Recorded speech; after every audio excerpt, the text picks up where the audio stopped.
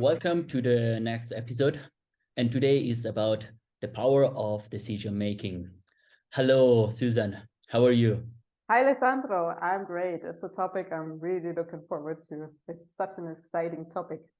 Yeah, I think the same. And just to start, why you think that is so interesting topic?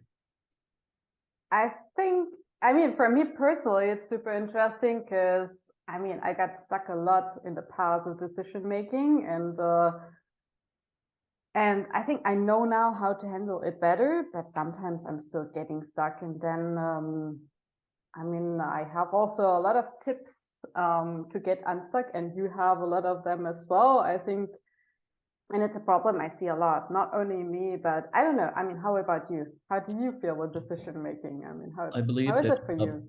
it's a very interesting topic for more reasons. The best one, the main one, I think that because life is about continuously making decisions. And so we risk constantly to get stuck or be worried or to don't know what to do or expect too much about one single decision when one single one doesn't change all our life. But we think that, oh, if I do wrong one decision, it's going to change forever, everything, and I'm going to die. And we have this kind of mindset sometimes that it's we give too much power to some decisions, and that's why I think that it's very useful to have some kind of tips in for our life. I don't know, I, you. yeah, no, I agree. I think we overestimate a lot the importance of one single decision. And I think, for me at least, what made me feel stuck a lot in the past was also the fact that I underestimated the fact that you can always change a decision. I just remember, right? I changed jobs like 4 or 5 times now, and not only jobs but professions actually. Mm-hmm. Mm-hmm. So, and at the beginning of my working life, I was like, I have to choose the right profession and the right job, and it must fit. Because I thought this is what I have to do for life. And it was actually this idea that, and this thought that made me feel stuck.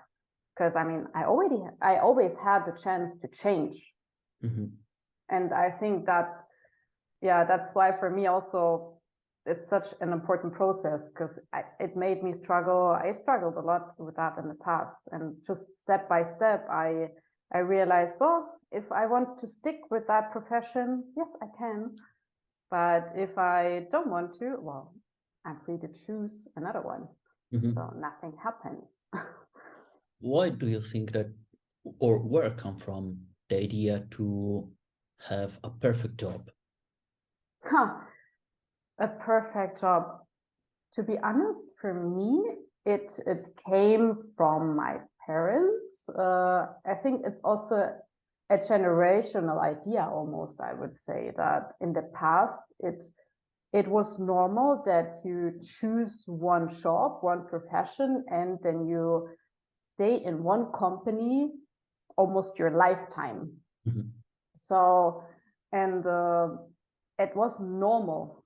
And I think also my parents gave me that type of advice from their experience, because out of their experience, that was right. And that's what applied to their lives in the past. Mm-hmm. Mm-hmm. I saw But also, the world changed. I don't know how you see it, but for me, it was like that. I believe that this is one main point that we underestimate: the external factors for making a decision. I know a guy who for a long time wasn't happy in his job, and he studied engineering, and it was in a company where he had to work so much, tons and tons of hours, also during the weekend. It was very stressed, and he started also to don't like anymore his job and also the profession that he studied. And one day I said, okay, what if you change your job or maybe also your profession?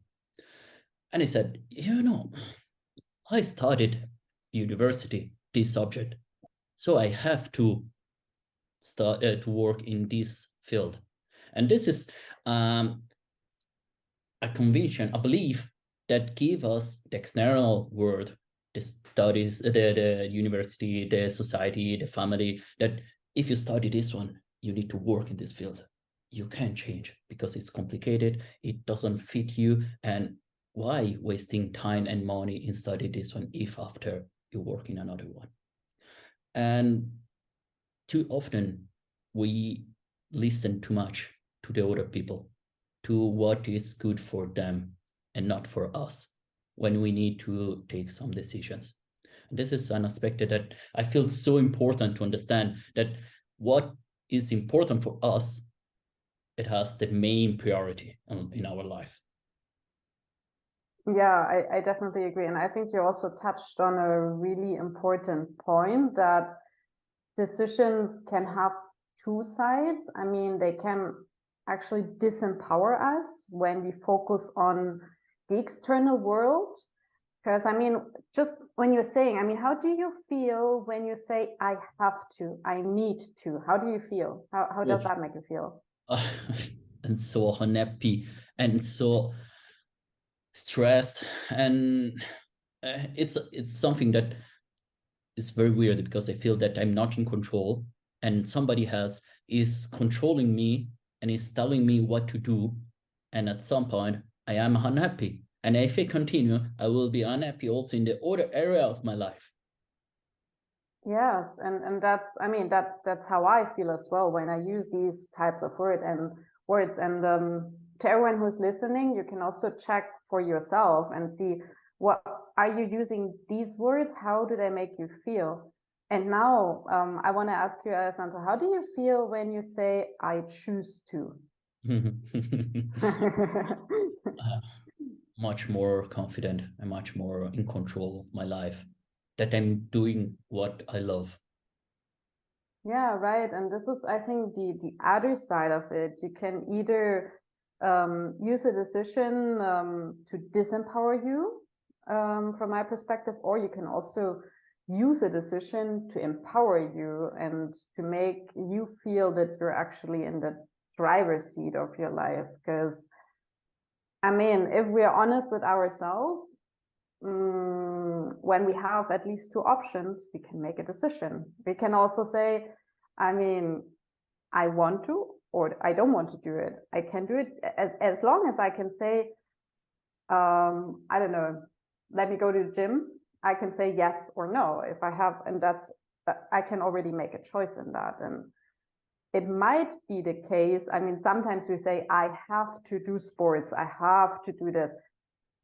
No, the truth is, maybe I don't like working out, but I can choose to do it because I choose to stay healthy. Mm-hmm. So, and I think this is also a way how we can, in my perspective, switch that and say, yes, maybe we don't like the action as such, but we also, I mean, we can choose to not work out, but then we also choose the consequence that we might get sick, we might gain weight or whatever. I mean, this is also like this has like two sides for me, definitely. Very often happen that even if we have options, we decide to not decide. Yes, and it's also it's good that you say that we choose not to make a decision. It's also, we're making a decision. It's also what you say. I mean, we cannot, cannot, it's impossible to exit this decision game. Mm-hmm. If we want it or not, we are always in it. And not making a decision is also a decision. And that was also a pill that was hard for me to take, to say, even if I procrastinate, life is going on and it's continuing, and it's just happening. And when I don't make a decision, I will very probably have an outcome that I don't like. Mm-hmm. You touch a very interesting point because I suffer a lot about procrastination. And Me too. I often went deeper to try to understand what gave me this idea to procrastinate and not taking a decision. I saw, for example, happen one time, more than one, sorry, that I was so insecure that I started to asking a lot of questions, a lot of opinions. And so I went to the first one. I said, what do you think? What should I do for this aspect? And it gave me the option A. And then I went to the other person, and then they said B, B. C, and then D, and then E. And at some point I said, okay, and what? And now what should I do? Because I have so many options, and actually all of them are right because they are based on their beliefs, their behaves, their values, their life. But Yeah. I felt so stressed, so much stressed that I couldn't decide. And I said, oh my God, no, I can't. I need more options because it's not the one for me. And it's no ending game, this one. And sometimes what helped me to stop asking or Yeah. maybe choose the one or two people that were very good in this aspect. Because sometimes we ask opinion for everything to anybody. Yeah. For example, I have my own business about coaching. And when I open it, I ask also to people who are employees and they Yes. cannot understand this aspect. Should I open or not? Should I do this one or not? Should I do A, B, or C? And for sure they said, okay, choose security because it's the best one. So these people are good, but not the perfect one to ask something. Yeah, because they don't have a business. Yeah. And yeah, it's really, it's a good question. I mean, what are the right people to ask in case you need to ask? Or I think for me, these are 2 points. Do you really need to ask somebody?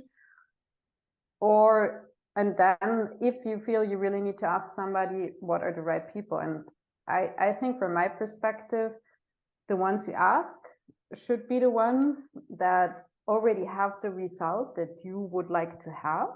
Yeah. And also have similar values. Because it might be, I mean, it was the same for me. Right now, I'm also in the process of having my own business. And I mean, there are entrepreneurs who enjoy working hard and really prioritize their business, and they do not spend time with their family at all, for example, right? They value like having the business and much more than having the family. So when I ask these people, they will give me probably a path to having a successful business. But do I want to have this path? And no, I don't want to, because I also want to have enough time for my husband, for my family, and so on. Yeah. So that might be not the right path to choose and not the right expert to choose either. Mm-hmm. And for me also, the second point, what you said, maybe sometimes it's better to start asking yourself more. Because I also made the experience that, I mean, there are a lot of voices. I mean, anyways, in my head, there are a ton of voices anyways, right? And I also feel there's like these outer voices, so to say, right? And then there's my inner voice, my intuition. And I made the experience, and more I asked the outside world. I'm creating like a concert of outer voices. And let's say you have like 1,000 people in the room screaming at you, and then you want to tell them something. You're just one person without a microphone. Will they hear you? They will not. So I think that's the same thing for me. When you ask more, the more and more people you ask, the harder it will be to hear your own voice as well. Yeah. I agree totally. And the inner world the inner job is so important. Also because you also touched the point of but the values. And if we don't ask ourselves what we want, what is the best decision, we can also understand what are our values and what is important for us in this moment of our life. And if we don't discover it, we will always end up in a bad situation because it's going to be a bad decision. I mean, there is not bad or correct. It's functional or not functional in my point of view. But you're gonna probably struggle a bit more because you're not doing what you love. And so understand who you are. That's the power of decision making. When you do something that it's aligned with your values, it's going a bit more smoothly. I agree, but I think you also mentioned a very interesting point now. You just said a bad situation and you corrected yourself right away. I think because you already, there's something in behind. Why have you corrected yourself right away when you said bad situation? Because too often we check backward and we judge the situations and we say, okay, this was bad. But actually, was it really bad? I mean, example from my side, I'm divorced. And a lot of people can say that it's a bad situation to divorce and whatever. But I'm so grateful to have been with this woman because she was so great for me. She helped me to become also the person that I am now. And I can just say thank you to her, even if we struggle a bit, even if it happened, whatever. But in that moment, for a long time, it was also good. And so I can't say good or bad. I just can say that it was useful for my life. It's part of the process. You learn from it, right? And I think that also, it just came up to me that's, I mean, for me personally, like just coming back to the beginning, judging a situation as bad or a decision as bad, for me also was one of the reasons why I got stuck and procrastinated on decision making very often, because I also wanted to avoid making a bad decision that was like, or a wrong decision. And now I sometimes still catch myself, and for me it is also the same in the business. I'm like, what should I do? Should I be just a psychologist or just an author or both of it or what? And at the beginning I got stuck with that until I realized it doesn't matter. Like, the only thing that is important, that I actually make a decision, because with every decision I learn. Actually, well, and that's what you said. I think every decision is gold because it provides you with a learning experience anyways. It will help you to grow no matter what the outcome is. And I think that's what, from my perspective, I mean, I chose to focus more on now. It's really saying, okay, I will learn with that. And for me, it's the same with our podcast now, right? We are far from perfect, but we enjoy and we learn with it. And that's what I love about it. Yeah, we start to enjoy the moment without stressing about the future. Just before we said, okay, we should do like improve this part, improve that part, this aspect. And then we stopped and we said, oh, no way, we are loving now. And then let's improve it. Yes, but step by step. Yes. Without thinking, like without project ourselves too much in the future. Yes, and maybe, who knows, after a year we say, oh man, what did we do in our first episode? But the thing is that that's something good, actually, because it means that we've learned a lot more. So because I mean, yeah, we can just judge at the moment with what we have, with the knowledge. We can do the best what we can do with the knowledge that we have right now, right? Mm-hmm. And this attitude, I love it so much because it create more self-esteem in us, create more confidence. And when we have more confidence, we have also more courage to take more decisions. And also the opposite from my point of view, like you can take in decisions or from courage and build your confidence, or from your confidence and build your courage. So in both way, you win. Yeah, definitely. I think it's beautiful. And anyways, if we think about it, in every minute of our life, we take a decision, right? I mean, now we took the decision to take the time to do our podcast, or even when we wake up, at what time do we wake up? Those are all mini decisions, so to say, that shape our life. It's the way we move on. Exactly. And yeah, go ahead. Because before you also said about troubles in making decisions. What do you think that can create when we don't listen what we want, but we do what we think that we should do because of someone told us this one? Yeah, it creates massive tension. I mean, I just I have a very good example for that just right now, and I just realized that before we started to record today's episode, that I mean, I'm officially unemployed now, but I feel okay about it. I don't feel bad about it actually. But people are always asking me, so how are you? But like in a pitying voice, like saying, I'm sorry for you. And I'm like, I don't know. Should I feel sorry? And this is creating tension for me, because I mean, it's on me, right? Because I am taking them more seriously than myself in that moment.